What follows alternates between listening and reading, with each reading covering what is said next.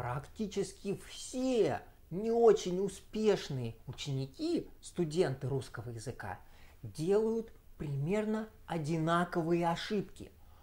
Они делают свой путь к русскому языку сложнее. Почему так происходит? Я думаю, учебники, языковые курсы, школы, учителя как бы подталкивают их к этому. Я сам мастер делать такие ошибки. Я сделал практически все из них, когда изучал языки.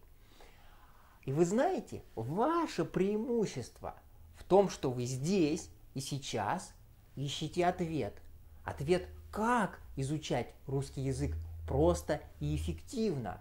Прямо сейчас мы узнаем 7 аксиом эффективного изучения языка. Аксиомы? Да, их не нужно доказывать, они просты и понятны. И вы уже знаете их, вы использовали их при изучении своего родного языка. Итак, 7 аксиом эффективного изучения русского языка. Так же, как носитель, а потом уже академическая сложность. Так вот, на любом уровне изучения языка старайтесь быть как можно ближе к носителю языка.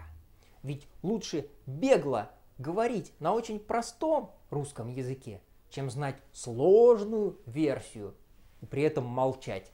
Живому языку не нужны искусственные формы написания. Ошибка. Нам очень часто помогают и пишут русские слова латинскими буквами, транслитерацией. Русский язык пишут только кириллицей. Никакого другого способа написания не существует. Транслитерация – это искусственное изобретение, которое существует в каком-то искусственном мире языкознания.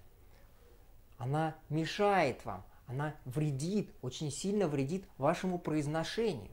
Когда вы в следующий раз увидите русские слова, написанные латинскими буквами, знайте, что это так же полезно, как написать английские слова иероглифами или испанские слова арабской вязью.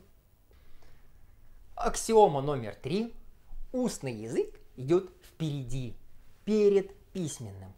А мы очень часто начинаем изучать язык с поиска книги, учебника, и лишь через несколько месяцев или лет мы задумываемся, что хорошо бы и слушать что-нибудь на русском. Со слушания начинает изучение родного языка любой человек. Почему же мы думаем, что у нас какой-то особый, специальный случай? Согласитесь, очень трудно, легко и свободно общаться на русском языке, если мы все время читаем и пишем. Аксиома номер 4. Грамматические правила и языковые навыки – это две разные вещи. Очень часто приходится слышать: я говорю медленно, с ошибками, мне нужно больше грамматических правил в моей голове. В живом общении нужны навыки, а не знания. Носитель языка не вспоминает, какое правило нужно применить, чтобы сказать так или иначе. Проблема не в том, что вы знаете слишком мало грамматических правил. Наоборот, проблема, что вы знаете слишком много грамматических правил, теории, но у вас нет навыков. 5. Мы используем в своей речи не отдельные слова, а конструкции.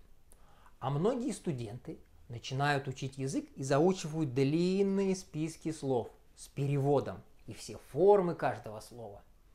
Удивляются, почему они не могут использовать эти слова. Так вот, мы говорим не звуками, не отдельными словами, не предложениями, а конструкциями, группами слов, которые идут вместе. Именно знание этих конструкций и делает речь носителя языка такой беглой и звучащей естественно. Аксиома номер 6. Язык – это не источник стресса и напряжения. А ведь или сам ученик, или с помощью учителя часто создает себе очень сильный стресс во время обучения. Особенно при необходимости говорить, общаться с носителем языка. Обоснование, что это нормально, не выдерживает критики. Язык – это часть человеческой деятельности, например, как ходьба или прием пищи. Ведь мы не испытываем стресса при ходьбе.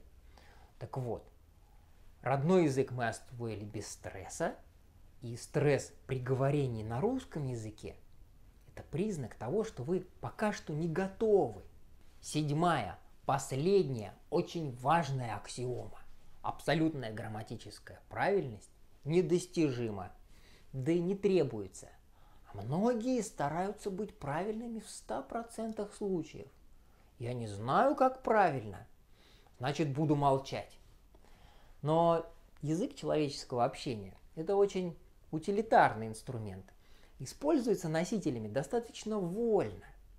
И в отличие от компьютерных языков, наш с вами язык прощает такие ошибки и неточности. Мы все равно понимаем друг друга. Это обычное дело и для носителей языка, и для студентов. Так вот, успешные ученики делают ошибки, но идут вперед. Они общаются. Неуспешные ученики хотят быть правильными в 100% случаев и молчат. Это были 7 аксиом эффективного изучения русского языка. Проверьте себя прямо сейчас. Вы изучаете русский язык максимально эффективно или нарушаете какие-то из правил? Уверен, ваш учебник, ваш языковой курс или даже, может быть, учитель подталкивает вас к нарушению этих аксиом. Итак, первое. Вы тренируетесь быть быстрым, беглым.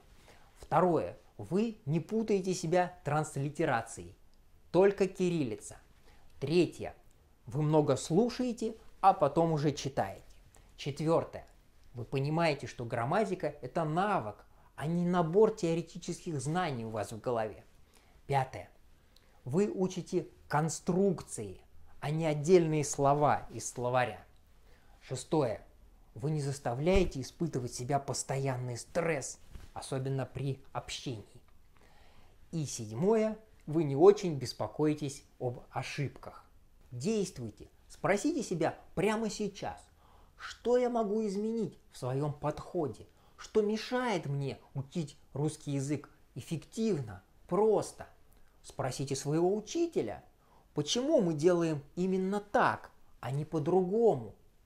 Хороший учитель обязательно ответит на ваш вопрос, объяснит. Так вот, больше подробных ответов вы найдете в моей книге. Она называется «Как заговорить на русском за 10 лет». Узнайте, как быть эффективным учеником. Конечно же, вам не нужно ждать 10 лет. Это сарказм. Говорите на русском прямо сейчас. С вами был Денис Иванов. Спасибо.